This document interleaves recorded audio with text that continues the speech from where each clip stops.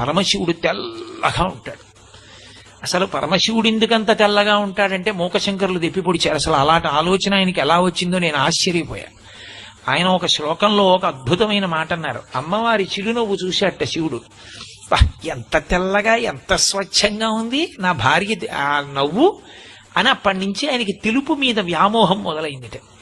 మొదలై నివాసాన్ని తీసుకెళ్లి తెల్లని వెండికొండ మీద పెట్టుకున్నాడు. మా ఆవిడంత తెల్లగా లేదు అని తెల్లటి ఎద్దునెక్కేట, ఇంకా తృప్తి కలగల. తెల్లటి పంచె కట్టుకున్నట్ట, ఇంకా మనసు తీరలా. తెల్లటి విభూతి ఒళ్ళంతా రాసేసుకున్నట్ట, అయినా మనసు తీరలా. తెల్లటి మణులన్నీ తీసుకొచ్చి వేసుకున్నట్ట మెళ్ళో, అయినా మనసు తీరలా. శంకరా, అసలు నీకు తెలుపు మీద ఇంత పిచ్చి ఎందుకు వచ్చిందో తెలుసా? మల్లికార్జునుడన్న పేరుతో మల్లికా పుష్పములను ఎందుకు వేసుకుంటావో తెలుసా? మీ ఆవిడ చిరునవ్వులోని శుద్ధత్వాన్ని చూసి